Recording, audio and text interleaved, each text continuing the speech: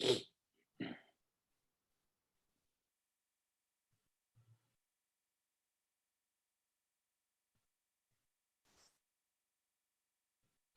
¿cómo están? Bienvenidos a todos a nuestro espacio académico Conversatorio Jurídico, el encuentro semanal en el que abordamos diferentes tópicos del derecho procesal penal, del derecho penal y también de la litigación oral. Contamos en esta ocasión nuevamente con la participación de uno de los más reconocidos y destacados penalistas del Ecuador y también con reconocimiento en toda Latinoamérica y en Europa.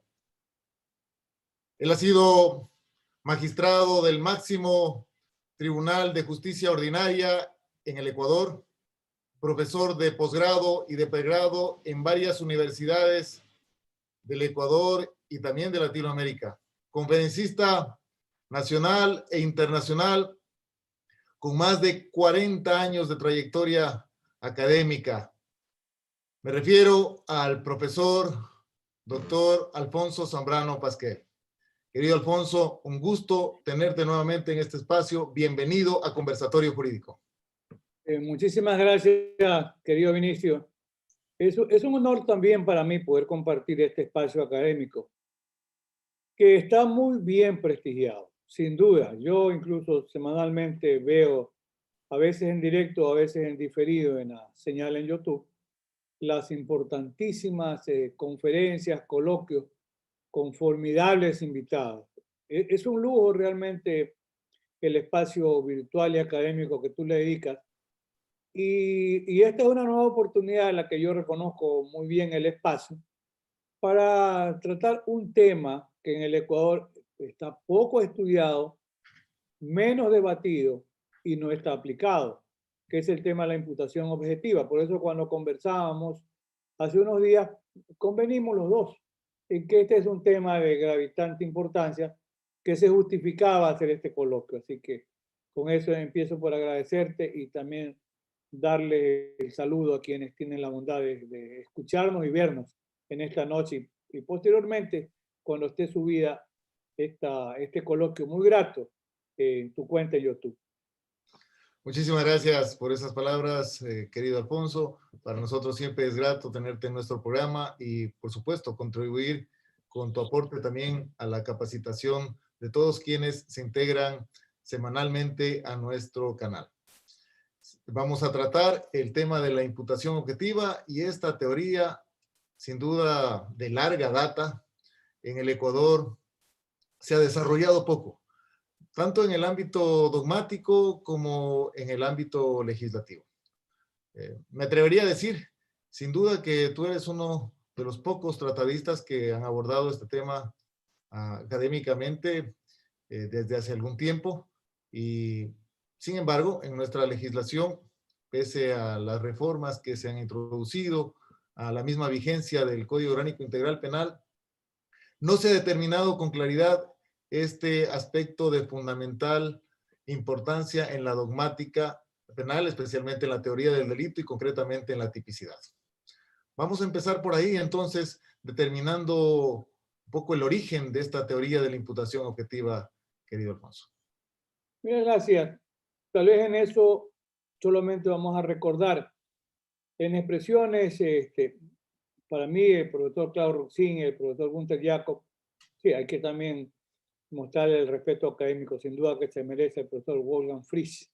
Pero a rato se dice que en la década de los 70 ese profesor Roxin y el profesor Jacob, quienes modernamente nos introducen nuevamente en el debate y la discusión sobre la imputación objetiva, y también a partir de la década de los 80 el profesor Wolfgang Fritz, con una gran cantidad de seguidores, también nos dan mucha orientación sobre el tema. Y cabría manifestar, dice Roxin que hace más de un siglo se hablaba ya de la imputación objetiva y que había quedado por allí sin uso, sin discusión. Esto yo lo menciono porque en el año 2017, justamente una de mis publicaciones tiene como tema central el tema de la imputación objetiva. Preciados amigos como Luis Gracia Martí se resisten a la importancia de la imputación objetiva, aunque Luis Gracia termina reconociendo que es una teoría muy importante. Yo le agregaría, hoy es la teoría dominante, como dice Diego Luzón Peña, ese gran catedrático español. Y como ha reconocido, mira, hoy difícilmente los estudios modernos del derecho penal no entran a conocer, a discutir, y yo le agregaría a aplicar la teoría de la imputación objetiva. Así pasa, bueno, en Alemania, por supuesto, pero pasa en España, en el Perú. Hay un gran desarrollo de la jurisprudencia peruana discutiendo el tema de la imputación objetiva.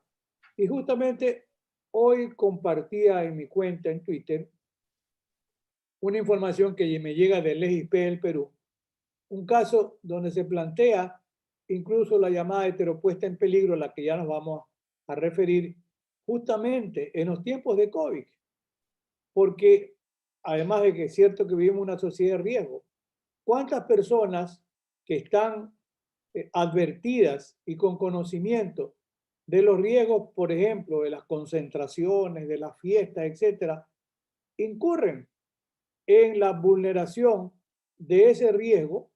Y estas personas voluntariamente, personas mayores casi en su totalidad, mayores de edad, se ponen en peligro. En el caso peruano, que es un caso dramático hace 2 semanas, la policía hace un operativo de los cuales, claro, mucha gente muere aplastada, 13 personas muertas, de las cuales 11 dieron positivo al COVID-19. Entonces, claro, ahí surge una pregunta que ya viene siendo tratada en esta época también por el riesgo permitido, la responsabilidad incluso penal en tiempos de pandemia.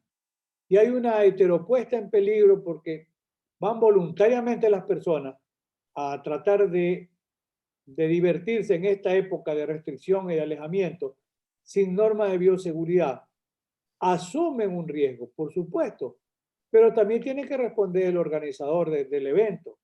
Por eso de los peruanos, ya nos podemos referir después, han venido aplicando con mucho acierto, más de una década, la teoría de la imputación objetiva.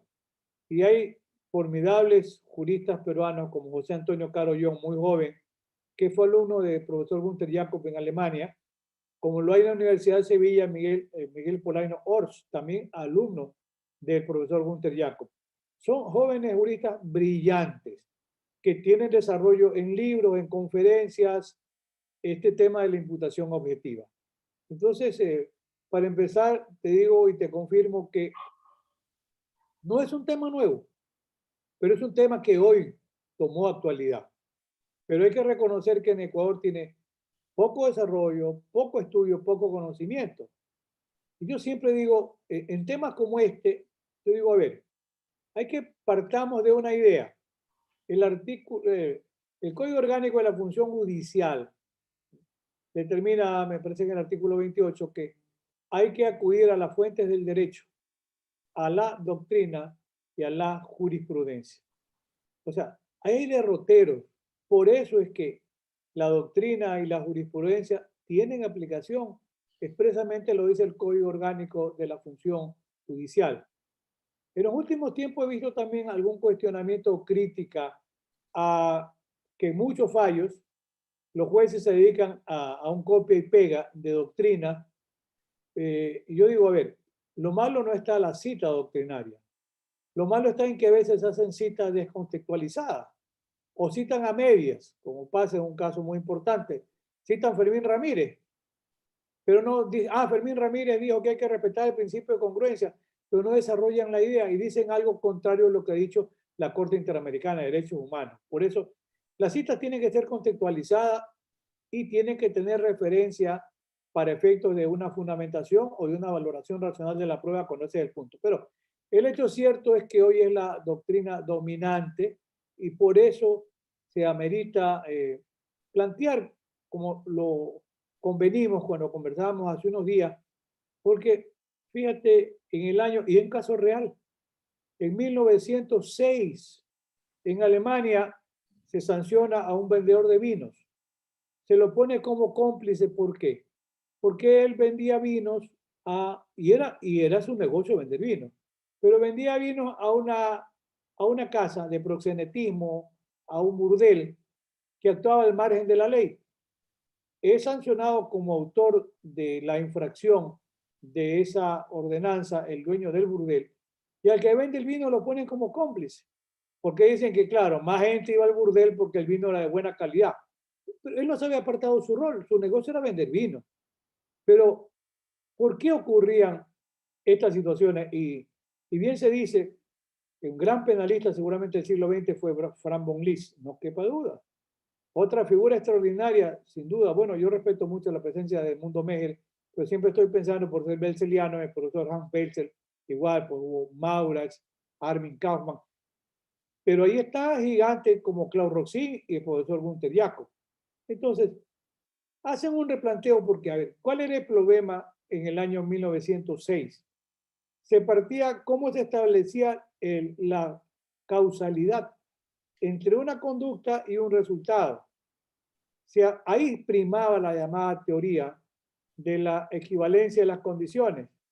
Entonces se decía, a ver, si el sujeto que vendía vino no hubiera llevado ese lupanar el vino, no hubiera habido un éxito en el lugar. Entonces, la conducta de él, si la suprimimos hipotética y mentalmente, no hubiera aumentado el proxenetismo. Como la conducta de él fue relevante, entonces él también tiene que responder. Pero esto nos ha llevado incluso, cuando hemos planteado, y lo digo con un ejemplo así muy gráfico, la figura, por ejemplo, del adulterio. Entonces, habría que hacer responsable al que facilita el alojamiento en el motel, en el hotel, y por ahí vamos continuando. El que hizo la cama, el que vendió el colchón, el que sembró el árbol para hacer la cama. O en tema de armas. En tema de armas puede decir, ah, se produce esta muerte. Pero si no hubiera habido un vendedor de armas, no hubiera habido quien la compre y no hubiera habido un muerto. Iríamos más atrás.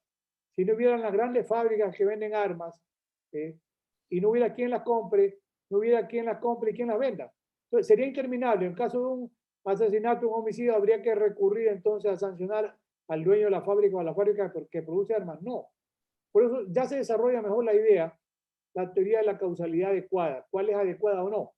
Pero el importante aporte que hace la teoría de la imputación objetiva es examinar, y ahí podemos entrar para visualizar un poco la idea de los componentes que algunos llaman principios. Yo creo que ahí no nos vamos a quedar en la discusión. Dice, a ver, ¿qué es el aporte formidable del profesor Klaus Roxin?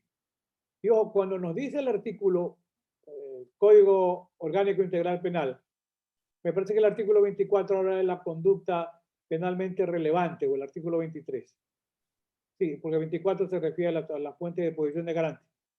La pregunta sobre ¿y cuál es la conducta penalmente relevante? No nos dice el código. Entonces, esa es una construcción formidable del funcionalismo normativo. Allí encontramos nosotros la explicación. ¿Cuál es la conducta penalmente relevante? Y por el tiempo voy a ser muy gráfico en contestar. Como dice Pepe Carollón, la conducta penalmente relevante es aquella conducta que va más allá del riesgo socialmente permitido. ¿Ya? Entonces, fíjate que, ¿qué pasa? Si nosotros analizamos la conducta del ciudadano que maneja un taxi, él actúa como taxista, hace una carrera, él no es un psicoterapeuta, no es un psicólogo, él no tiene que darle ahí terapia mientras maneja a los contertulios que son también en un momento dado los usuarios de su servicio de taxi. Él cumple con su rol de taxista, lleva al ciudadano de un lugar a otro. Y ahí ya plantea algunos problemas. ¿Qué pasa si lo llevan a un lugar y después sucede que las personas que llevó asaltaron un banco? ¿Qué responsabilidad tiene el taxista? Ninguna. Con las viejas teorías podría alguien decir, ah, es que si no hubiera tenido un taxi y si no hubiera hecho la carrera, no hubieran asaltado el banco. Ese era el riesgo de una teoría de la causalidad adecuada utilizada a la antigua. El concepto moderno y el punto de arranque está en cuál es el riesgo socialmente permitido.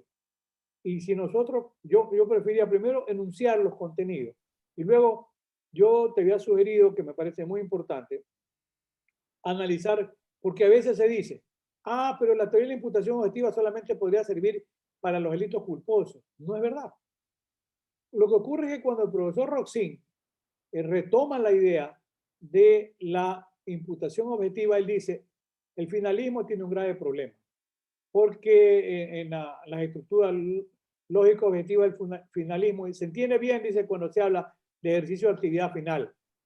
Claro, porque compaginan la finalidad con la intención.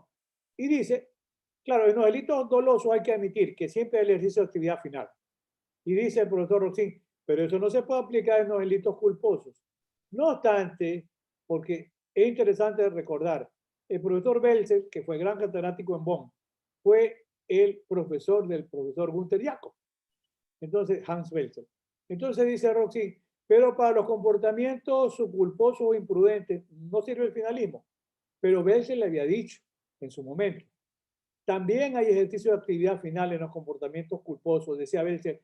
Lo que pasa es que hay en los delitos dolosos un arranque inicial con una finalidad más un comportamiento doloso que tiene finalidad, tiene intención, tiene voluntad.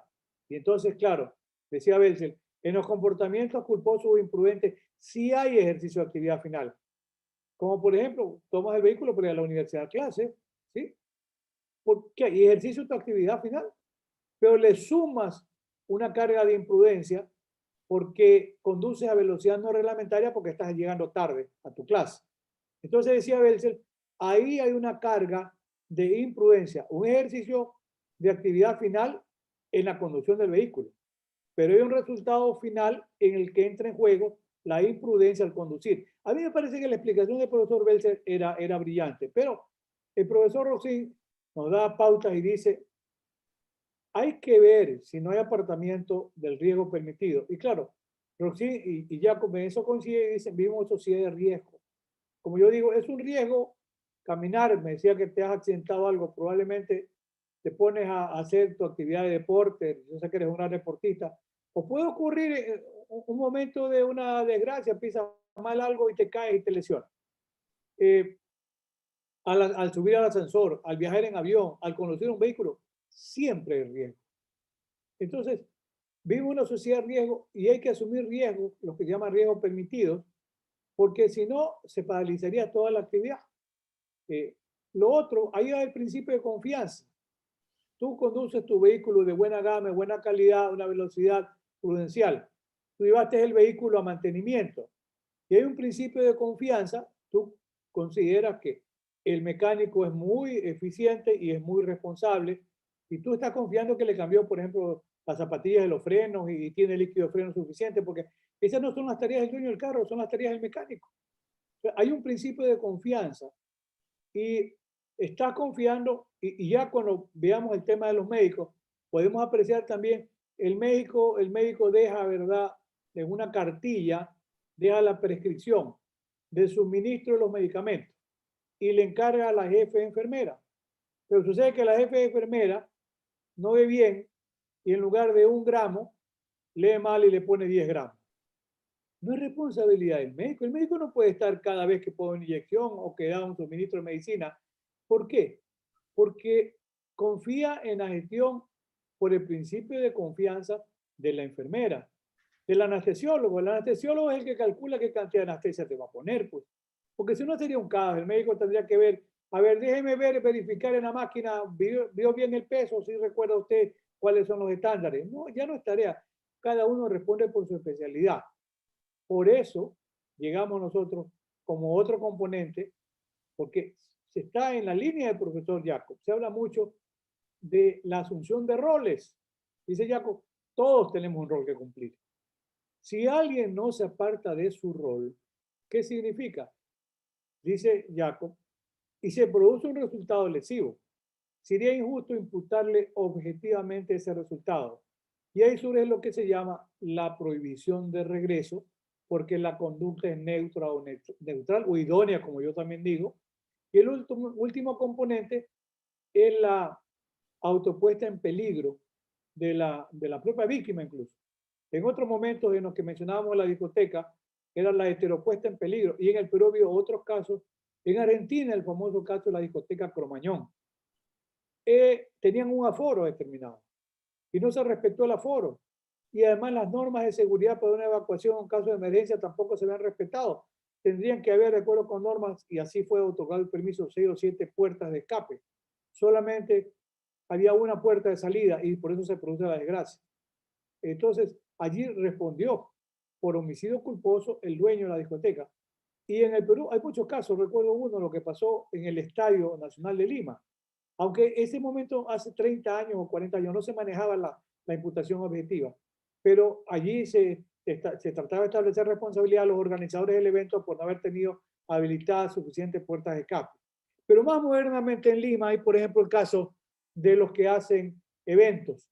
Por ejemplo, esas corridas de toros artesanales. Arman una tarima, etcétera. La tarima tiene una capacidad, por ejemplo, para 400 personas. Y ahí está sobreaforada la venta. Venden 800. O sea, ha habido desplome de tarima y ha habido muertos.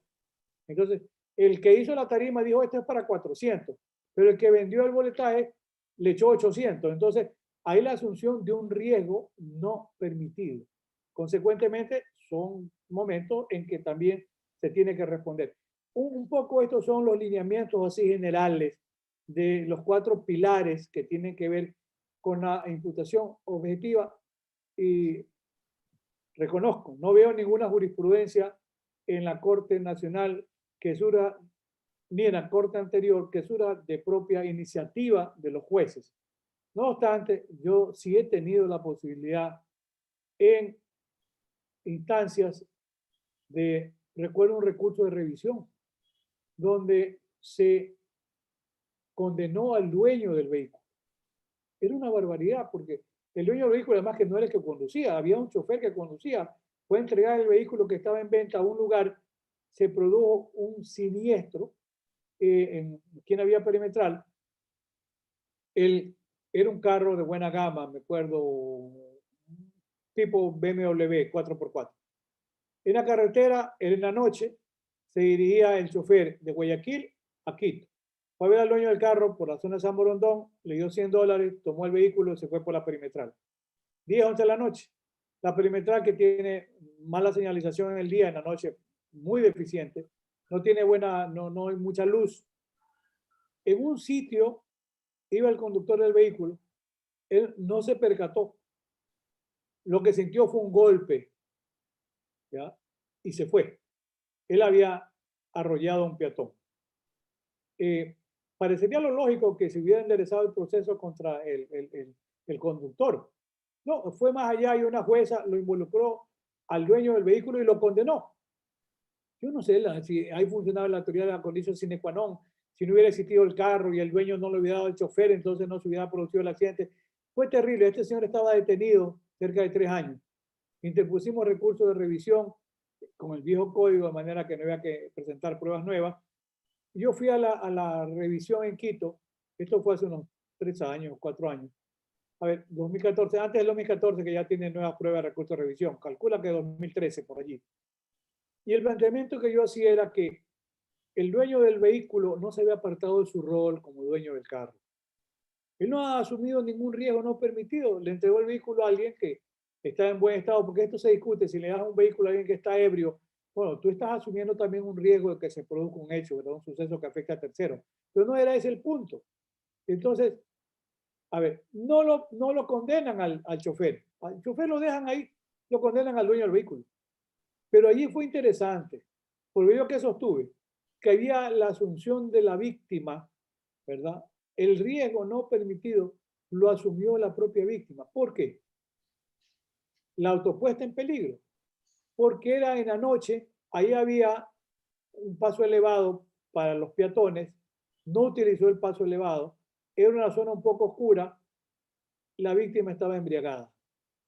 Entonces, lo que hizo fue en la noche, en oscuridad, correr y tratar de pasar de un lado a otro en una vía rápida y una vía bastante ancha.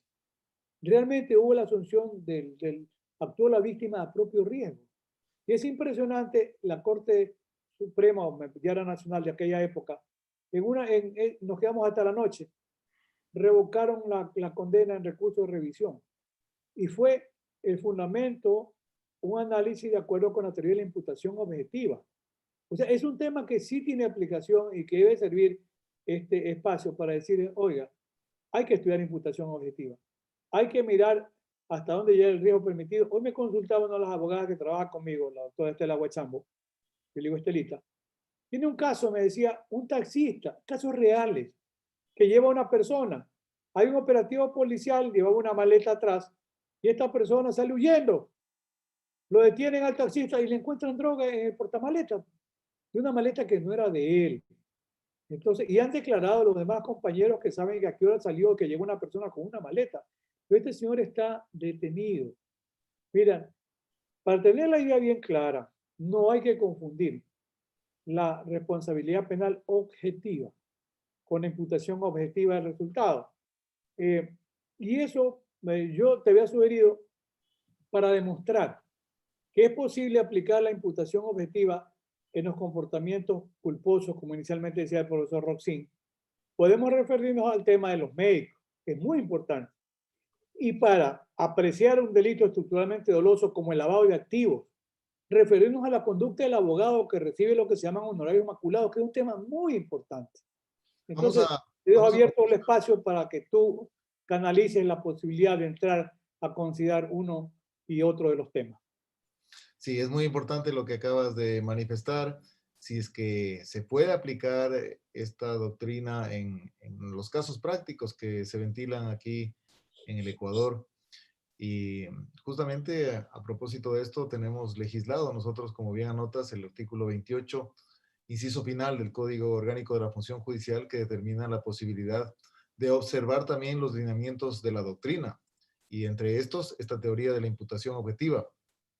El profesor Claude Roxin ubica el origen o la aproximación del origen de esta postura en el siglo XIX.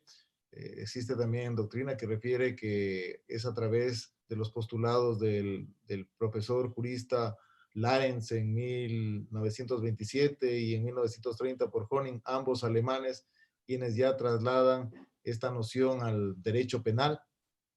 Al parecer tiene un punto de clímax esta teoría en los años 50, en los años 70, cuando ya son el profesor Roxin y el profesor Jacobs quien ubican esta postura sobre la base de un concepto causal de la acción, justamente coincidente con una contraposición o contrapeso a los postulados del finalismo. Vamos a determinar en ese sentido, además, que en cuanto al fundamento mismo de esta teoría de la imputación objetiva, se sostiene la teoría de la causalidad y más bien dar un sentido adecuado a esta teoría de la causalidad que, como bien anotas, ya tenía criterios para poderla determinar, como la condición sine qua non, como la teoría de la causalidad adecuada, la teoría de la causalidad eficiente. Y se han señalado al respecto los criterios, estos criterios para poder observar la imputación objetiva, los criterios de la imputación objetiva, y más bien sería bueno, importante concentrarnos ahí para poder determinar uno a uno estos aspectos que acabas de manifestar con acierto. El riesgo socialmente permitido. Este riesgo socialmente permitido y su alcance es uno de los primeros postulados que se manifiestan justamente por el profesor Claude Roxin. Después se anota que esta prohibición de regreso y la teoría de los roles más bien es un aporte del profesor Jacobs al respecto, al sostén justamente de la teoría de la imputación objetiva. Y alrededor de esto también aparece el principio de confianza y el incremento de la víctima a su propio riesgo. Algunos hablan de la competencia de la víctima. Pues analicemos cada uno de estos aspectos que me parecen fundamentales y también luego trasladarlos hacia nuestra realidad nacional, especialmente con el tema vinculado con el homicidio de mala práctica profesional que se determina en el artículo 146 del Código Orgánico Integral Penal y los presupuestos que también al respecto se soslayan en el artículo 27, en el artículo 26 del mismo Código Orgánico Integral Penal. Comencemos entonces con el riesgo socialmente permitido. Este riesgo socialmente permitido que determina uno de los primeros parámetros o criterios en cuanto a la teoría de la imputación objetiva y como tú bien anotaste, específicamente en este contexto es el parámetro sobre el cual el sujeto puede actuar en el ámbito de su convivencia social. Es como ciertamente, justamente cuando desborda este marco, cuando los sujetos desbordan este ámbito de protección de la norma es cuando se infringe o se comete la conducta. Enfoquémonos específicamente entonces en esto. Claro, yo decía hace un momento, la conducta penalmente relevante es justamente la construcción de la imputación objetiva que nos permite situar. ¿Y cuál es la conducta penalmente relevante? Y como yo decía hace un momento, aquella que va más allá del riesgo permitido. Pero claro, ese es un concepto normativo. Por eso es que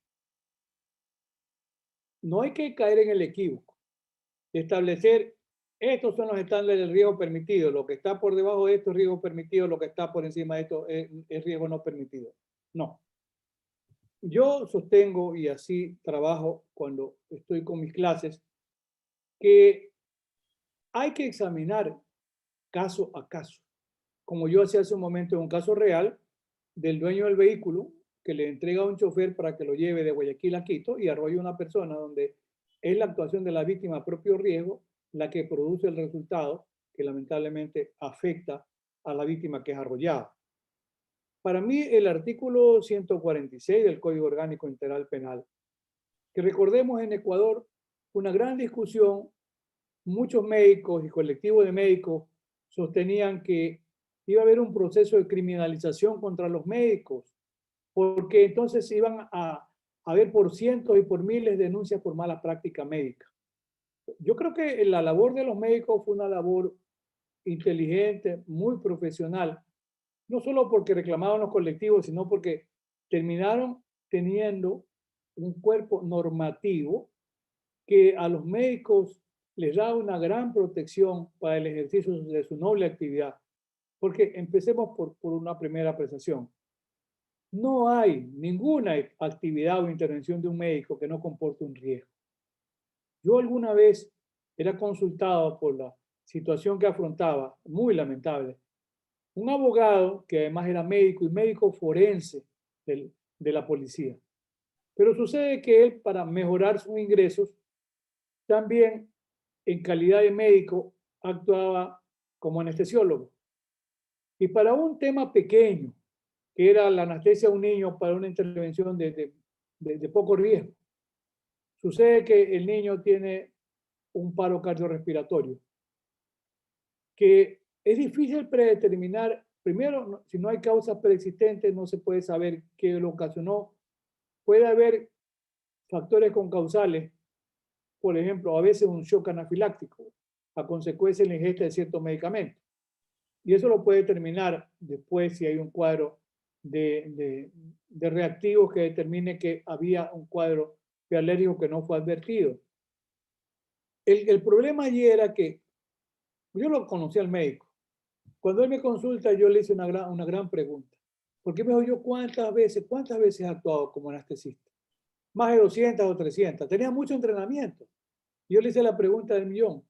¿Tú tienes registrado tu título con especialidad de anestesista? No, me dijo. Y esa fue la quiebra. Porque a este médico y abogado lo persiguieron, le sacaban pancartas, asesinos de niños. No, le destruyeron la vida. Él actuó con el debido cuidado, pero allí había un componente que eran los protocolos. Tenía que tener registrada la especialidad. Por eso el artículo 146 es de un desarrollo impresionante y conviene mirar porque de ahí vamos a extraer nosotros los componentes. Por un lado dice la persona que al infringir un deber objetivo de cuidado. Esa es una construcción del funcionalismo normativo. ¿Cuál es el deber objetivo de cuidado? Yo sostengo aquel que está dentro del riesgo permitido. Claro, ese es el deber objetivo de cuidado. Si extravasa el riesgo permitido, ya no hay deber objetivo de cuidado y por ahí empieza a haber problemas. Pero lo interesante es que esta disposición dice, para la determinación de la infracción del deber objetivo de cuidado, se deberán concurrir lo siguiente. O sea, hay un gran blindaje porque si no concurren todos estos presupuestos, entonces no hay violación del deber objetivo de cuidado. Esa es una construcción del funcionalismo normativo impresionante. Quien redactó esto lo hizo muy bien, salvo que el primer numeral debió haber estado afuera, porque el primer numeral dice los requisitos siguientes, pero dice el primer numeral la mera producción del resultado no configura infracción al deber objetivo de cuidado. Eso tenía que haber estado fuera, pero ya está ahí. ¿Qué significa eso? No hay que confundir la responsabilidad penal objetiva, es decir, no debe responder por el resultado si es que no había una infracción al deber objetivo de cuidado. Es decir, si actuó dentro del riesgo permitido, lamentablemente puede haber un resultado. Hay las tragedias, los malos momentos, los casos fortuitos. Eso es posible, sí. Ese es el mensaje que nos da el 146. Y luego sí. Trata de hacer un énfasis en esta parte en la relación de causalidad, justamente, ¿no? Porque si se determina que la mera producción no determina una consecuencia, sino debes analizar la causalidad. O sea, le está diciendo, oiga, no basta que el médico haya intervenido, ¿ah? Porque entonces, por vía de eliminación con la antigua concepción de la teoría de la causalidad, claro, alguien podría eliminar y decía, es que si el médico no lo operaba, no se moría. Entonces, imagínate, con ese criterio, ya un médico no querría intervenir. El médico tiene que actuar dentro del riesgo permitido. Además, el riesgo permitido, por eso yo digo, tiene que ser construido caso a caso. Ya vamos a mirar con algún ejemplo. Aquí dice la inobservancia de leyes, reglamentos, ordenanzas, manuales, reglas técnicas o la ley CARTI de la profesión. ¿La ley CARTI qué es? Y es el conocimiento que se tiene, la destreza que se va adquiriendo por el ejercicio constante. Se convierte en un arte, el conocimiento, el dominio. Pero entonces allí podemos nosotros considerar, fíjate, a ver, veamos un ejemplo que yo lo utilizo cuando explico el tema en clase. Decía Belsi, al que más sabe, más se le exige. Claro. O sea, yo digo, a ver, un médico, y cuando voy a los colectivos de médicos, le digo un médico que tiene 200 cirugías de corazón abierto. Es un destroyer. Qué destreza, que aplicó, estuvo en Harvard, estuvo en el John Hopkins, en en Houston, y viene al Ecuador y sigue con mucho éxito interviniendo. Entonces le digo, a ver, ese médico tiene mucha destreza, mucho conocimiento, es un verdadero experto. ¿Qué tiene que tener cuidado? Va a intervenir, puede ser la clínica top. Tenga cuidado, que hay una planta de luz de emergencia. O sea que hay un apagón de luz y en plena intervención de corazón abierto se va la luz. Vea si existe y está funcionando. La contingencia es un quirófano. Vea si hay un fibrilador. Y yo le digo a los médicos, vea no solo si el fibrilador está en la pared, esto es como los extintores de incendio. Vea si el fibrilador sí funciona. Es decir, son cuidados que tiene que tener el médico. Yo digo ahora sí, el médico va a intervenir con su mejor equipo y en la mejor clínica y en las mejores condiciones. Es decir, actúa dentro de su riesgo, del riesgo permitido, teniendo el cuidado debido. No viola su deber objetivo de cuidado. Pero ¿qué pasaría o qué pasa? Por ejemplo, como pasa en Santo Domingo, pasa en Guayaquil, pasa en Quito, pasa en Manta, en Puerto Viejo. Hay dispensarios médicos pequeños, incluso los públicos, que trabajan en muy malas condiciones. Hacen un verdadero sacrificio los médicos para poder atender a los pacientes. No están en buen estado los quirófanos, no hay condiciones de asepsia de primera. Pero lamentablemente esa es la realidad del médico. O sea, el médico asume un riesgo potencial en función de la realidad de su actuación en el lugar donde se encuentra. Ese es un aspecto que en su momento fue revisado. El sistema interamericano tiene unos dos fallos contra Ecuador. En un caso es este último, Peralta, que la señora no fallece. En una clínica pues, de condiciones muy precarias en Guayaquil, la señora va para una cirugía de un apéndice, apendicectomía. La señora tiene después una complicación postoperatoria, se dice que era una complicación de falta de asepsia en quirófano, etc.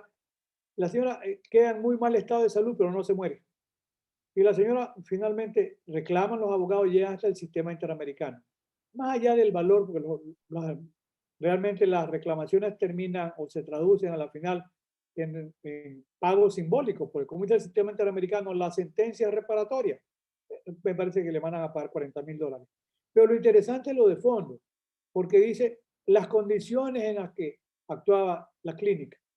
Y analiza el sistema interamericano, dice, es una clínica que tenía mucho tiempo atrás, el permiso de funcionamiento. Y hay un jalón de oreja al Estado ecuatoriano y dice, el Estado ecuatoriano tiene la obligación, cuando concede los permisos para funcionamiento, de exigir, porque hay estándares internacionales, las condiciones mínimas para que se autorice el funcionamiento de ese centro de salud público o privado. Dos, dice, para darle la calidad o el alta a los especialistas, tiene que ser muy riguroso, muy exigente el sistema, porque se trata de una área que es el servicio de salud. Y un tema interesante que dice, el Estado tiene la obligación de evaluar periódicamente la calidad de los médicos que han recibido la especialidad. Es decir, ese médico, ¿qué pasa si mañana ese médico ha desarrollado una disomanía, es un ebrio permanente? Ya no puede seguir actuando como médico. Y las clínicas tienen que seguir garantizando la calidad de servicio. Por eso, esa sentencia es importante de unos 5 o 6 años atrás que es Salvador Peralta versus Ecuador. Pero mira, ¿qué pasa en una situación de emergencia? Por eso digo, no puedes tú poner 5 o 6 derroteros de la A a la Z, no. ¿Qué pasa? Un accidente de tránsito. Llegan colapsados con traumatismos múltiples a la sala, incluso sala de emergencia de hospitales grandes, donde no hay casi tiempo para hacer una valoración previa a una intervención. O se hace la intervención o no se hace y se muere. Ahí asume un riesgo que las circunstancias determinan que sea necesario. Por eso el tema ahí es muy, muy gravitante y algo más que quería mirar aquí, dice, el resultado dañoso deberá provenir directamente de la infracción del deber objetivo de cuidado y no de otras situaciones independientes o conexas. Esto tiene que ver con la asunción de la víctima, del paciente de propio riesgo. El médico no interviene, está bien, el postoperatorio es revisado, está bien. Se va a la casa, pucha, y se pega 3 días de trago festejando que salió bien de la cirugía y se muere. Hay una causa supuesto. Entonces, eso es lo que, de esa manera, tiene que ser racionalmente interpretado y aplicado el 146 del Código Orgánico Integral Penal, y dice lo que comentaba hace un momento. Se analizará en cada caso la diligencia, el grado de formación profesional, las condiciones objetivas, la previsibilidad y evitabilidad del hecho. Mire, es una gran construcción normativa. Entonces, y si salta, baja el sistema procesal, apreciarás que ahora el 457 en el tema de valoración de la prueba habla del nivel de aceptación científica que tenga, por ejemplo, el contenido de los peritajes. Y en el caso de llamada de mala práctica o de práctica médica que esté en cuestionamiento, dice que se deberá recurrir a expertos de una lista previamente seleccionada. Y aún más, permite la posibilidad de que se pueda consultar y convocar a expertos internacionales para un tema como este. Entonces, es para mí muy bien construido el tema del riesgo permitido en la actuación del médico. Y mira cómo aquí el riesgo permitido va muy de la mano con la prohibición de regreso, porque si el médico no se aparta de su rol, no tiene, y desgraciadamente ocurre un hecho. Yo conocía un caso real de una persona que fallece antes de la intervención quirúrgica. Y a la doctora, que era la que iba a intervenir, la especialista, la traumatóloga, nunca llegó a intervenir. Cuando ella la llamaron, ella dijo, pero si yo no he intervenido. Lamentablemente le cargaron la mano a la anestesióloga, que ella sí tenía el título registrado en CNCIP. Y ella trabajaba en el Hospital Luis Bernaza, un hospital grande de Guayaquil. Pero esto era en una clínica privada. Y yo le pregunté, porque la habían llamado a juicio, y en memoria a mi segundo hermano fallecido, ella lo conocía. Mi hermano le decíamos Pepito en la casa, falleció de 48 años. Y ella me llamó y me dijo, yo no quería molestarlo, don Alfonso, lo conozco, yo era muy amiga de Pepito. ¿Y qué le pasa? Me han llamado a juicio. Venga para ver el caso. Conversamos y le digo, ¿y usted le suministró la anestesia por lo menos para discutir? No, no. ¿Y qué pasó? Esta persona estaba un poco excedida de peso, era muy nerviosa Y cuando yo le estaba dando explicaciones que no le iba a pasar nada, que esté tranquilo, antes de suministrarle la anestesia, y eso estaba bien. De pronto esta persona le dio un paro cardiorrespiratorio, se infartó y se murió, sin siquiera haberle aplicado la anestesia. Y esta doctora la tenían llamada a juicio. Yo fui a la audiencia de juicio. Y claro, el tema central le pregunté al médico forense del Ministerio Público, ¿usted ha revisado el protocolo de autopsia, doctor? Sí. ¿Qué dice el protocolo de autopsia? La causa de la muerte es un paro cardiorrespiratorio, sí. Pero ¿qué debió motivar el paro cardiorrespiratorio? No se ha podido determinar. Y una pregunta central, doctor. ¿Tiene alguna relación un suministro de anestesia con la muerte? Ninguna.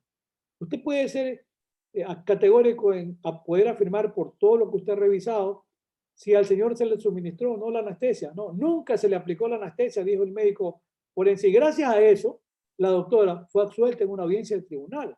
Entonces, son cosas que ocurren en la práctica, en el día a día, y hay que tener cuidado porque el Colegio de Médicos de Quito dio una gran respuesta. Y cuando ya surgió la ley, el Colegio de Médicos de Quito, que yo a veces le digo aquí a los médicos del Guayas, yo le digo, los que se mojaron el poncho fueron los médicos de Manabí, que sí reclamaron por un proceso de criminalización que era inminente, y los médicos de Quito, los de Ambato también. Y los médicos de Quito, cuando se aprueba la ley, le dicen al Consejo de la Judicatura, aquí hay una lista de 600 especialistas en todos los tópicos de la medicina, traumatólogo, proctólogo, urólogo. Aquí tiene una lista de 600 y este es el currículum vitae de los seleccionados. O sea, tienen una arteria peso pesado para que de allí salgan los peritos. Y eso podría explicar por qué son excepcionales los casos de imputación penal objetiva a los médicos, hoy en la hora que nos toca vivir. Pero eso está bien por los médicos, porque hace poco había un caso en Quito que se le quería imputar el resultado, porque el Código Orgánico trae algo que es interesante en este tema de la eventual responsabilidad, que yo les digo incluso a los dueños de clínica. Hay que tener cuidado porque la falta de la prestación del servicio, una suerte que ya hemos llamado desde la vieja doctrina española, la omisión de socorro, porque se dio un caso en Guayaquil, se dijo que había una relación de causa-efecto entre la falta de asistencia en una clínica grande de una persona que llegó colapsada porque no había quien garantice el pago, ¿ya? Y se dijo que a consecuencia de eso había fallecido. En Quito, a un médico de mucho prestigio lo procesaron, entiendo que lo llamaron a juicio, y finalmente termina absuelto, porque dice el médico, señores, que si eso la clínica lo exigía, para mí era irrelevante. Yo soy un médico de muchísima experiencia. Para mí lo más importante era tratar de salvar la vida de una ciudadana extranjera que había sido avaliada. Y él dice, yo la intervine, hice todo lo que había que hacer. Yo nunca exigí que se pagara. Esto es problema de los dueños de la clínica. Pero yo como médico me llamaron de urgencia, yo la intervine, hice todo lo que tenía que hacer para tratar de salvarla y desgraciadamente no pude salvarla. A la final, dijeron que el médico había actuado, yo diría, nunca se apartó de su rol, actuó de manera diligente, yo diría hasta admirable, y él terminó absuelto. Pero hay otros casos donde, cuidado, se le niega la asistencia hospitalaria con el argumento de que no hay quien garantice el pago y va a tener responsabilidad muy seria incluso el director de la clínica, con una sanción que va arriba a los 5 años. O sea, y me parece bien, sí, está bien, porque eso es parte de la solidaridad que es necesaria que haya en la convivencia diaria, ¿no? ¿Verdad? Que nos toca. Así que un poco por ahí con lo del médico que nos permitió ir desentrañando esas variables. Y a mí me parece importante, porque estamos nosotros también en el ojo del huracán, referirnos al tema de los abogados. Así que le doy la palabra a Vinicio para algún comentario y de pronto vamos luego en la parte del tiempo que nos queda para tratar un poco el tema de los abogados, que es importante aquí, es importante en Estados Unidos para saber cómo está la situación del abogado hoy. Sí, muchas gracias. El tema del riesgo socialmente permitido como uno de los criterios puntales de la aplicación de esta teoría supone, como decía el mismo profesor Jacobs, que todo contacto social implica riesgos. Y tenemos el artículo 146 que define algunos parámetros importantes. Para mi gusto, que no deberían estar en la parte especial, no deberían estar detallados en el artículo 146, sino en la parte general. deberían estar concentrados justamente en la tipicidad. Se los ubica en un tipo penal específico, que es el de mala práctica profesional, que si bien es cierto, fue bastante debatido a propósito del tema de la práctica médica, pero recordemos que se aplica para no solamente la práctica médica, sino para la práctica del ejercicio profesional. Y sobre este tema, el riesgo socialmente permitido se sustenta en el permiso, la atribución que se establecen en las normas generales, en las normas especiales, en las normas de la Lex Artis que acabaste de referir y en las normas del estándar de conducta. Este tema es fundamental, inclusive aún más en tiempo de pandemia, porque el tema de la atención sobre la base de ciertas profesiones que generan más riesgo que otras, como por ejemplo la actividad médica o la misma actividad policial, la misma actividad militar, son temas que deben cuestionarse alrededor del cumplimiento de estas funciones sujeto a lo que determinan las normas. Las normas no solamente estas que se refieren al ámbito penal o a las que regulan la materia específica, como el Código Médico, sino también en las de los códigos deontológicos, donde se determinan los niveles de comportamiento que debe brindar ese servicio en el ámbito del ejercicio profesional. Y justamente en torno al rol que debe situarse o debe referirse respecto a nuestra profesión, a la profesión de la abogacía, y específicamente vinculada con algunas situaciones que están previstas en el Código Orgánico Integral Penal, podemos analizar el segundo componente, que es el componente de la prohibición de regreso y en este marco la teoría de los roles. Me parece fundamental aquí analizar cómo es que esta impronta que se ubica a las personas para que determinen su accionar respecto a determinados deberes y derechos, es importante analizar no solamente en cuanto a los delitos que se dan en el marco de la imprudencia, sino también a los delitos dolosos. Claro, Vinicio, y completo una idea con el tema de los médicos, que pronto se pasa por alto, porque a veces me han dicho, es que yo le hago firmar un consentimiento informado. Cuidado. Es que me autorizó, sí, pero lo autorizó para que usted actúe bien. Entonces, el consentimiento informado no es una patente de corso. Es que firmó y usted no va a responder si hay un acto de mala práctica, de descuido, de negligencia. Entonces, hay que tener cuidado. Sirve, sí, el consentimiento informado. Esto es como cuando se habla de la responsabilidad penal de personas jurídicas, que es un lindo tema también. Y alguien dice, no, es que nosotros tenemos IPSO 9000, no sé cuántos miles de IPSO. Sí, ese es un control de eficiencia. Pero eso no releva la responsabilidad penal de personas jurídicas, porque para eso existen los compliance officers, los programas de cumplimiento y oficiales de cumplimiento. O sea, no es que con eso solucionaron todo porque están en ISO 9000. En el caso de los médicos, el gran mensaje es que sí, puede servir esto del consentimiento informado porque se dice en la letra pequeña qué le han dicho al paciente o a los parientes, pero si hay un acto de negligencia, si no se respetan los protocolos, los estándares, la Lex Artis, ahí queda a un lado el tema del consentimiento informado. Así que ese mensaje era importantísimo. El tema de los médicos, de los médicos creo que lo hemos tratado con bastante detalle porque era interesante. El tema de los abogados, que es nuestra clase. En una publicación mía sobre lavado de activos, ese de hace 10 años, allí me preocupó mucho el tema de los abogados en Alemania, porque lo que sucede es que el Código Penal alemán preveía la responsabilidad por lavado de activos hasta por comportamiento negligente o culposo o descuidado, los cuales nos ponen en una situación de riesgo terrible. Entonces, abogados, y están documentados los casos sobre eso, en su momento comentaron Struense, el profesor Cayambo, etcétera.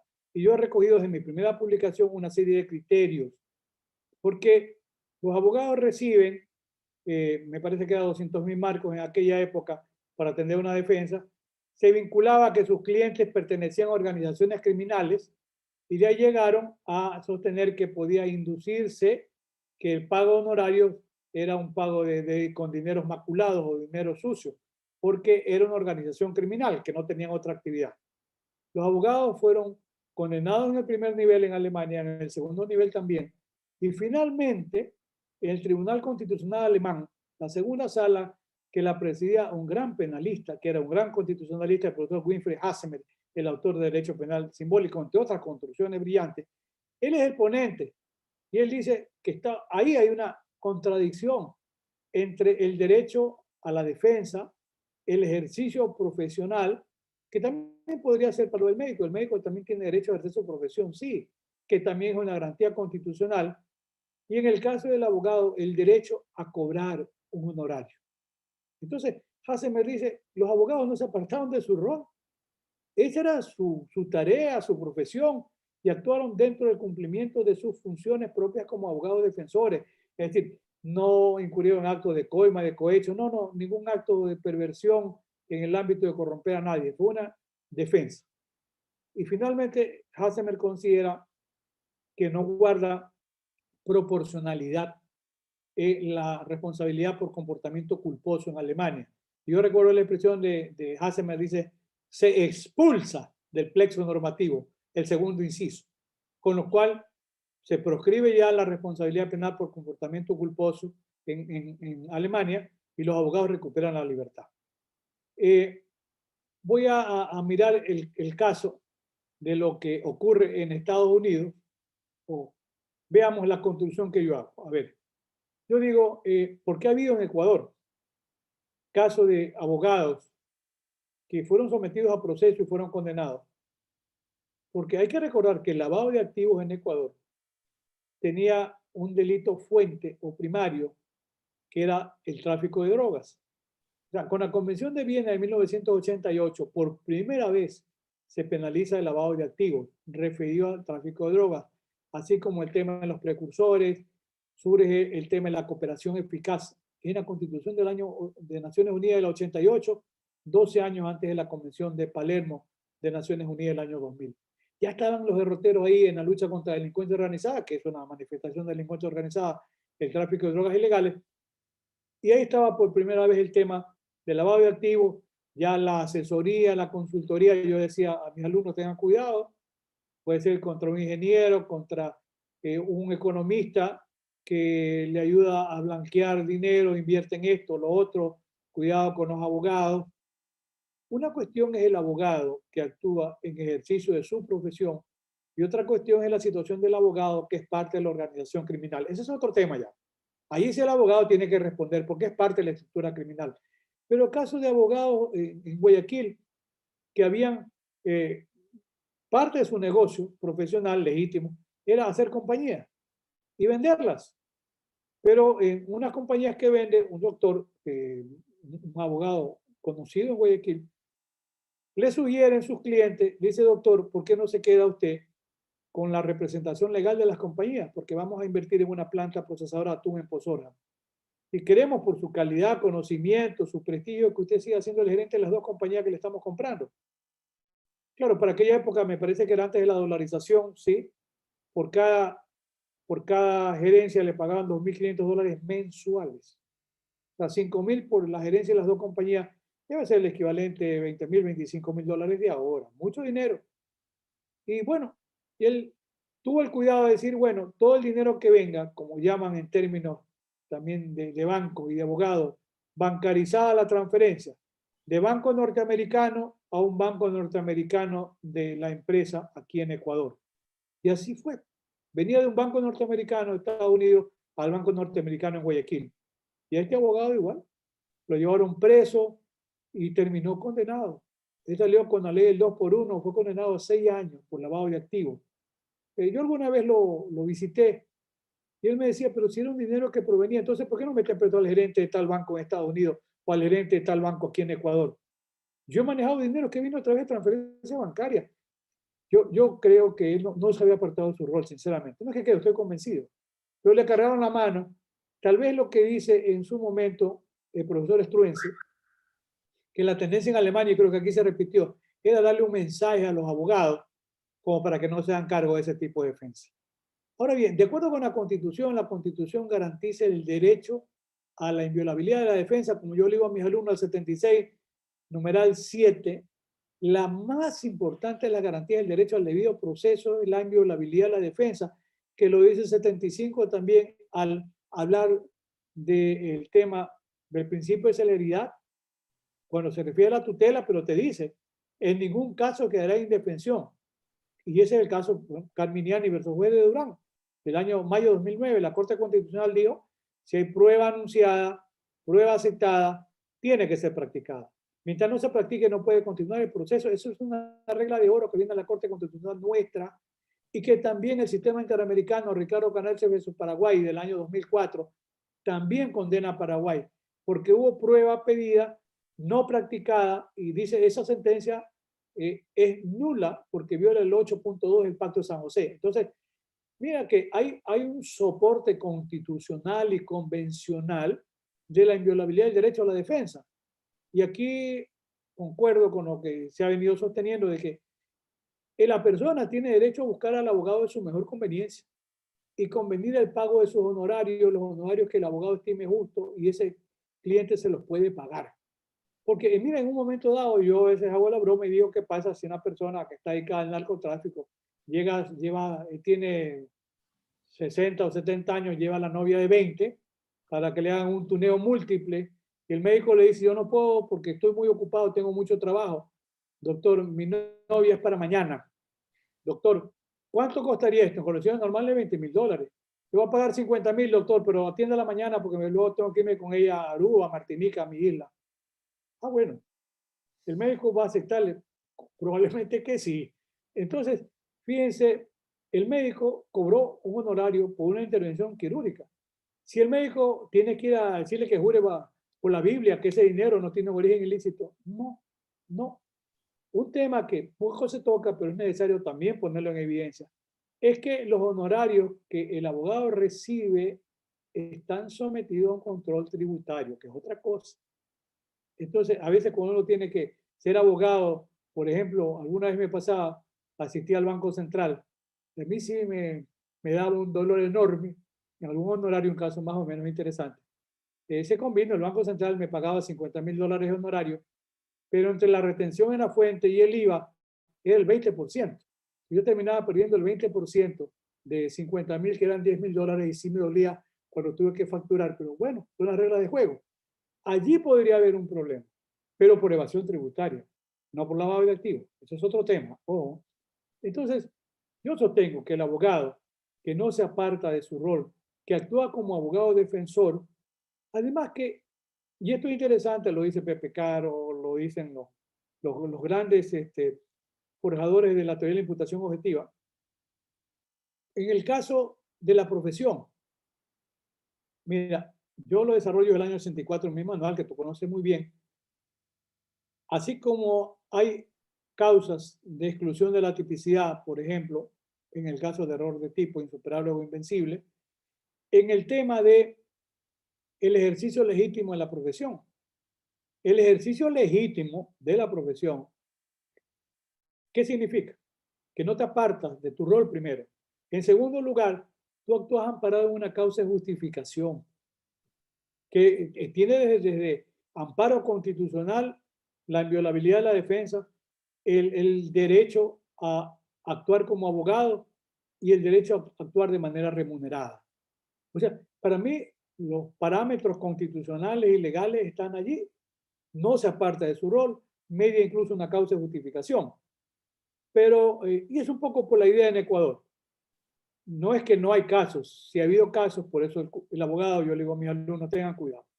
En Estados Unidos, porque siempre el paradigma, esta última edición de mi lavado de activos que surgió hace unas pocas semanas, que cuando me des la dirección te las envío a Santo Domingo, las últimas publicaciones, allí me motivaba la preocupación, ¿qué está pasando con los abogados en Estados Unidos ahora por la defensa del Chapo y compañía? ¿Va? Yo creo que de una cultura ecuménica en lavado de activos es el profesor Isidoro Blanco Cordero. Es un español que él es asesor de Naciones Unidas, asesor de la OEA en temas de lavado de activos. Yo tengo la última edición de él en 2015-2016. Es un libro tipo ladrillo de más de 1,000 páginas. Y entonces ahí está la responsabilidad por países de los abogados. Fui a verlo de Estados Unidos. ¿Qué pasa en Estados Unidos? Para aprovechar los últimos momentos. En Estados Unidos, la fiscalía comenzó no solo a investigar, sino a procesar penalmente a los abogados por lavado de activos.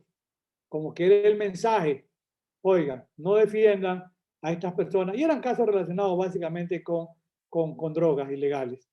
Entonces, ¿cómo solucionan? Hay 4 o 5 casos que están en mi libro consignados, un caso Monsanto, me acuerdo de alguno, donde los abogados dicen, a ver un momento, a mí se me ha, a una barra de abogados, además eran honorarios importantes, entre 4 y 5 millones de dólares.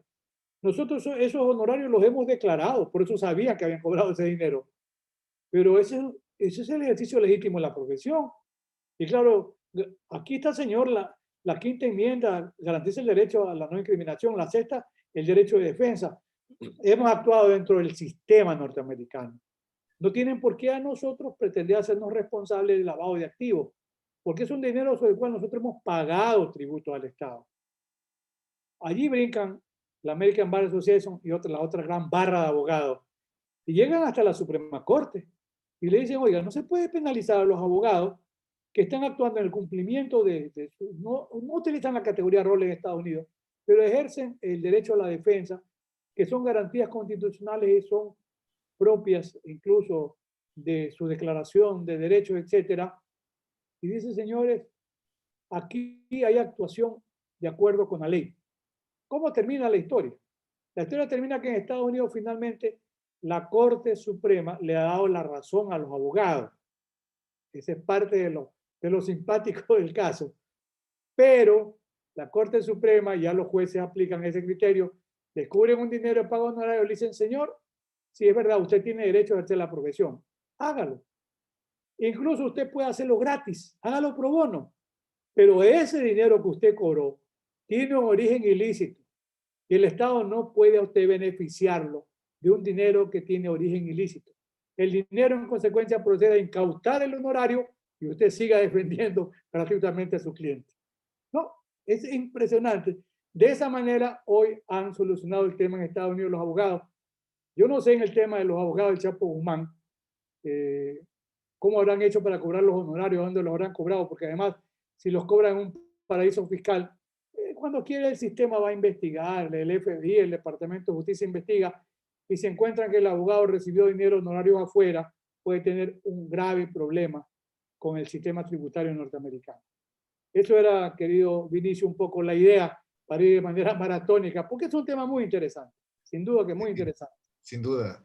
La teoría de los roles demanda más bien una conducta neutra de la persona para que ésta no se involucre con la actividad que le corresponde, en este caso que estamos hablando de los abogados, al cliente. De ser así, me parece interesante este pronunciamiento en Estados Unidos sobre la base de un cuestionamiento que sí afectaría inclusive el derecho al ejercicio profesional, porque en definitiva limitar su derecho a cobrar una remuneración por el trabajo o sus honorarios por el trabajo que están realizando los abogados genera una afectación a ese derecho. Vamos a abordar en este sentido el siguiente componente, que es el principio de confianza, este entendido como el entendimiento de que los demás deben actuar acorde a la norma, es decir, cada uno debe cumplir justamente su rol y siendo este uno de los presupuestos también importantes que se abonan en cuanto a estos criterios de la imputación objetiva. Mira, por el mismo hecho de vivir en una sociedad de riesgo, el mismo Jacob dice, estamos en una sociedad de riesgo. Hay un notable filósofo alemán, Ulrich Beck, que justamente hace una publicación de un libro que es un clásico, La sociedad del riesgo. Es formidable, de lectura recomendada. Falleció hace poco, pero extraordinario. Está traducido al español. Y el mismo Jacob dice, vivimos en una sociedad de riesgo, pero además hay un principio de confianza en esta sociedad de riesgo, que eran los ejemplos que yo mencionaba. Uno confía en que el mecánico haya actuado dentro de su rol y haya cumplido con su labor de mecánico. Claro, si es deshonesto, no le cambia el aceite al carro, no le cambia la zapatilla de los frenos, y en función de la confianza, una persona puede conducir un vehículo y en función de esa confianza puede llegar a actuar dentro del riesgo permitido porque tenía la confianza en la actuación del mecánico. Lo mismo podría pasar en el caso de los ascensores. Tú cuando tomas un ascensor, tú estás convencido de que este sensor está en buen estado de funcionamiento, si no, no lo tomarías. O tomas el vuelo de un avión. Tú piensas, estás seguro de que el avión está bien mantenido.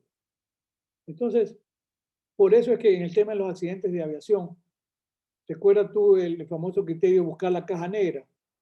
¿Qué pasó? ¿Había causas preexistentes? ¿Había buen mantenimiento o no? Porque si te dicen, oiga, nosotros tenemos la línea más segura, pero sucede que después se llega a descubrir que no hay un mantenimiento oportuno. Ahí está actuando con un riesgo permitido la compañía que es dueña de los aviones. Y el que se embarque en el avión está actuando en razón del principio de confianza que le merece la compañía de aviación.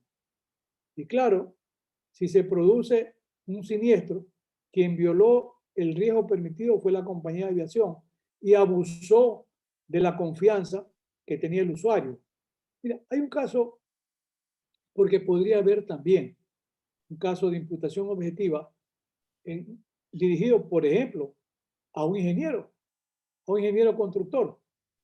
Mira, en Medellín hace unos 5 o 6 años, de algunas torres que no estaban habitadas ninguna, 5 o 6 torres gigantes, preciosas, ¡pum!, se desplomó una torre. Y Medellín no es zona de, pues de sismo, ¿no? Se desplomó una torre, el escándalo. Se hicieron los estudios estructurales después para determinar que la estructura con la que había sido construida ese edificio no era la estructura adecuada. O sea, allí el constructor asumió temerariamente un riesgo y tal compañía. Entonces tú dices, compras el departamento por la confianza que te dispensa esa compañía. Entonces, se vulnera la confianza del usuario y allí sí se clausuraron todos los edificios porque dijeron, a ver, ¿qué pasa con esa compañía? ¿Qué es lo que en un momento dado puede ocurrir cuando te dicen, y veamos, el que construye, está construyendo tu casa, y te dice, vea doctor, yo sugiero como esta casa va a tener 2 pisos, 3 pisos, que utilice varillas de 1,5 pulgadas. Y bueno, tú no vas a verificar si realmente hubo una varilla de 1,5 pulgadas. Y ahí podría ser que el constructor, el ingeniero que te construye, que hace el diseño, el calculista, etcétera, hayan hecho los cálculos estructurales correctos. Pero luego tienen un jefe de obra, un ingeniero de obra, que es el que se encarga de la parte física, operativa ya de la construcción. Y como él le va a hacer las compras, en lugar de comprar de 1,5 pulgadas, le dice, no, ¿sabes qué? Venda nomás de 1 pulgada. Y la diferencia, no, la diferencia usted va a tener ahí también algo, un beneficio. Y entonces se colude con el vendedor, hace la construcción y un día la construcción experimenta un siniestro. Fíjate, el calculista actuó entre el riesgo permitido, sí. No se apartó de su rol, no. Él hizo bien el diseño estructural. Y había la confianza, ¿qué? En la actuación del que ya se encarga de la construcción, de aplicar el diseño. Él vulnera la confianza. El que hizo el diseño, el ingeniero, él no se apartó, pero actuó entre el riesgo permitido. Esto es lo que dicen los estándares, los manuales. Tiene que ser, para que soporte el peso, de 1,5 pulgadas. El calculista dice, sí, es verdad, de acuerdo con los diseños estructurales, 1,5 pulgadas. Pero ya el que compra el material y que construye, se ponen de acuerdo y compran una varilla de menor calidad. Entonces, fíjate, ahí entran todos los principios. Quien habría vulnerado el principio de confianza es el que finalmente termina primero comprando el material y luego construyendo. Ese es un ejemplo bastante claro de cómo funciona también la teoría o principio de confianza. Puede pasar también con el médico. El médico está convencido que las condiciones de asepsia han sido cumplidas, pero de pronto es descuidado el que se encarga de eso. Y, por ejemplo, esos insumos que van a ser utilizados para una cirugía muy complicada no están debidamente esterilizados. Pero ese médico de muchísimo prestigio, a él no le corresponde ir a verificar la calidad de la esterilización. Él confía pues en su personal. Si mañana ocurre que se produce una infección a consecuencia de no estar debidamente esterilizado el instrumental quirúrgico. Pero eso no es tarea del jefe de cirugía, esterilizar. Esas son funciones propias de un tercero, donde va a funcionar el principio de confianza. Quien vulnera la confianza del tercero, no el director de cirugía. Ese ejemplo también es importante para un poco completar la idea, querido Vinicio. Sí, muchísimas gracias. Clarísimo el ejemplo que acabas de indicar, los ejemplos que acabas de mencionar al respecto. Vamos al último componente, que es el incremento de la víctima a su propio riesgo. Algunos, como indicaba, tratan este tema como las competencias de la víctima. Me parece importante porque supone un elemento que implica cuestionar el comportamiento de la víctima. Esto ya se logró en victimología a partir de los años 70 con los postulados del profesor Mendelssohn, el profesor Newman también habla al respecto, donde no solamente se da importancia al comportamiento de a quien se imputa, es decir, el presunto infractor, sino también se resalta el comportamiento de la víctima en esta noción que se denominaba en ese entonces la pareja criminal. Aquí se refiere específicamente al comportamiento de la víctima y cómo ésta puede incidir bajo su propia responsabilidad a generar esa conducta. Claro, yo recuerdo eso, sí, en victimología se hablaba de la víctima dogmática, incluso, concepto, pero sí, hoy la actuación de la víctima a propio riesgo, la asunción del riesgo, la autopuesta en peligro. Claro, hay el caso que se cita real y se lo cita como parte de las explicaciones. Aquella persona que se quiere suicidar y viene el tren a alta velocidad, 300 o 400 kilómetros por hora, como son los trenes modernos, y esta persona se bota las rieles del tren, no puede frenar. Imagínate si frenara un descarrilamiento con el riesgo de cientos de muertos. Lamentablemente lo arrolla y lo mata. Claro, tomó la víctima el riesgo de tirarse a las ruedas del tren donde seguramente lo va a matar. Fue una decisión libre y soberana de la víctima. Ahora, hay la posibilidad, se habla hoy también de la heteropuesta en peligro, hetero, también depende de otro.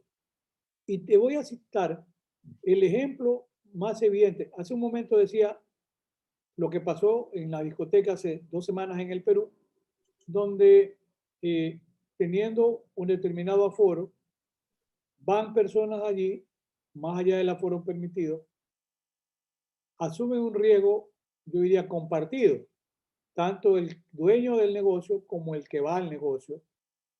La policía interviene, va en estampida, se mueren 13 y ahí se revela la autopsia que 11 tenían coronavirus.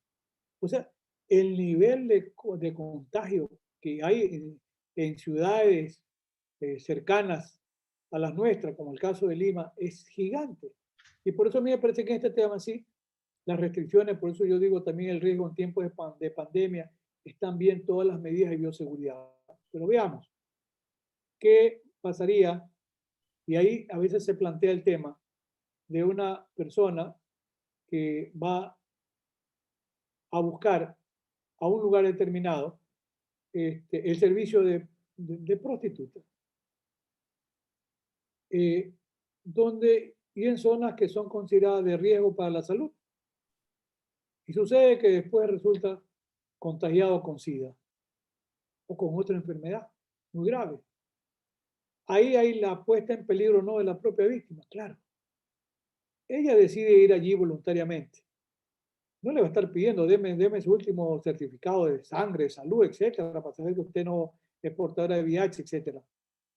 Entonces, en esas condiciones está asumiendo, ¿verdad?, un riesgo, la autopuesta en peligro. Pero hay la posibilidad de heteropuesta en peligro donde, y este es un tema que lo he leído en Diego Luzón Peña, el catedrático español, cuando él se refiere a la heteropuesta, y yo lo traigo ahora en tiempos de pandemia, a lo que pasa en las cárceles. ¿Ya? En las cárceles, yo recuerdo, ahora se ha silenciado la noticia. En Ambato eran 300 o 400 contagiados, dieron positivo coronavirus.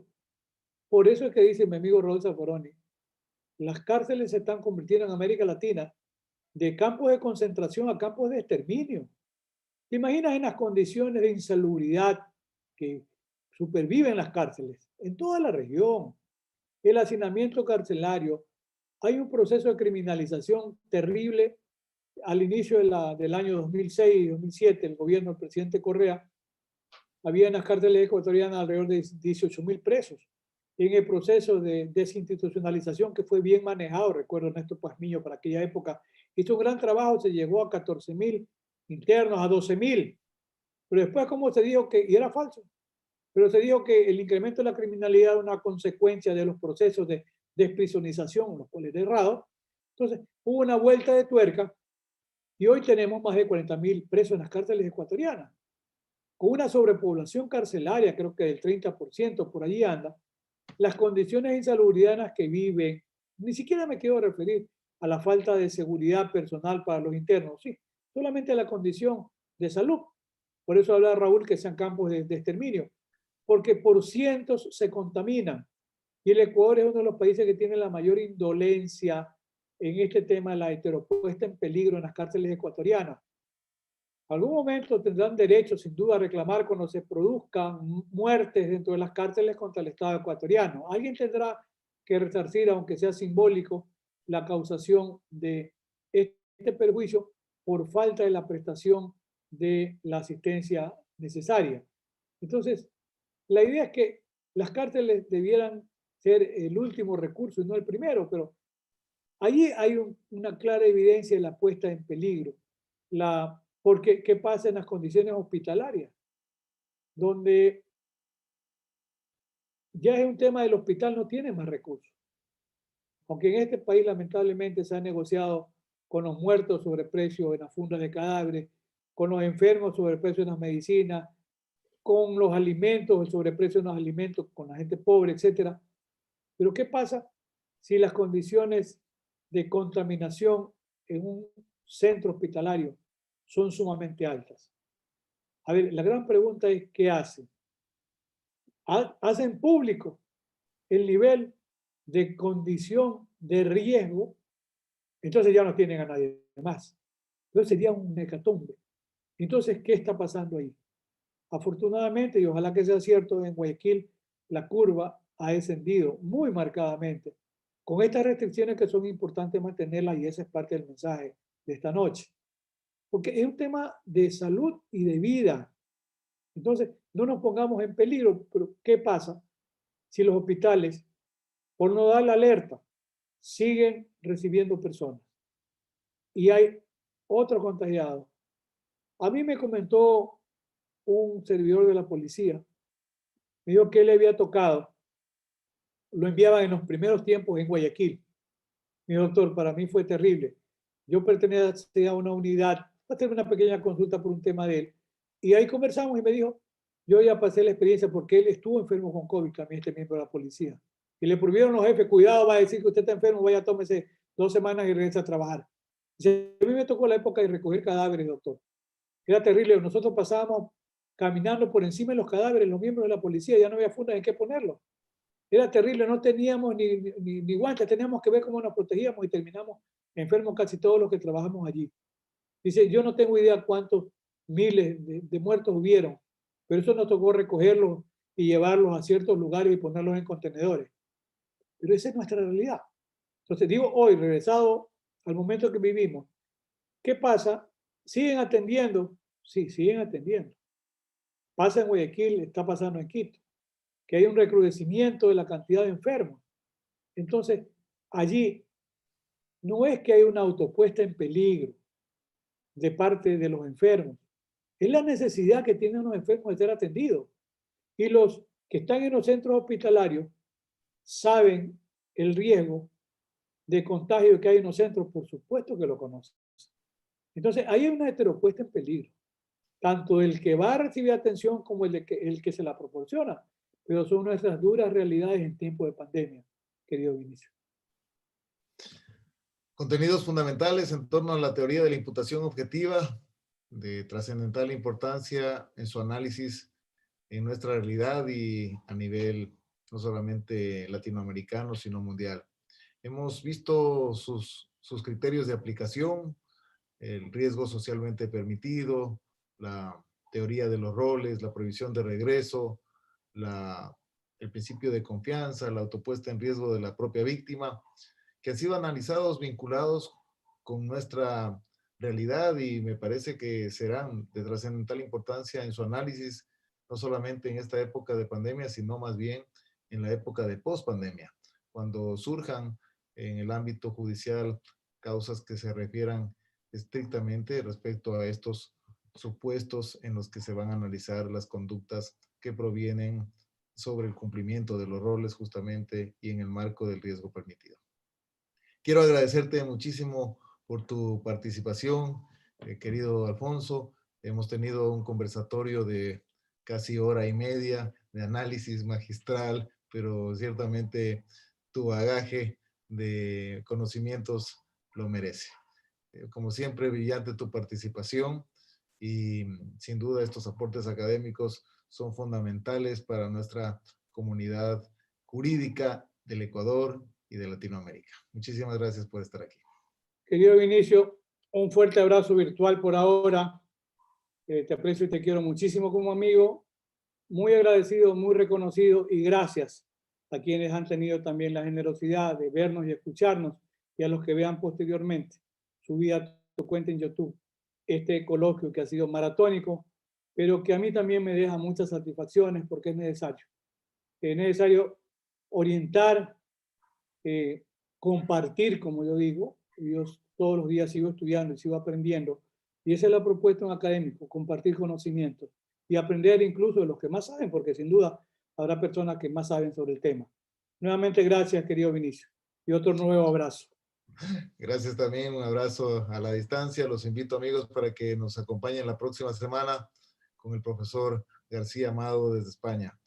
Un abrazo fortísimo a todos y espero verlos pronto. Gracias. Chao.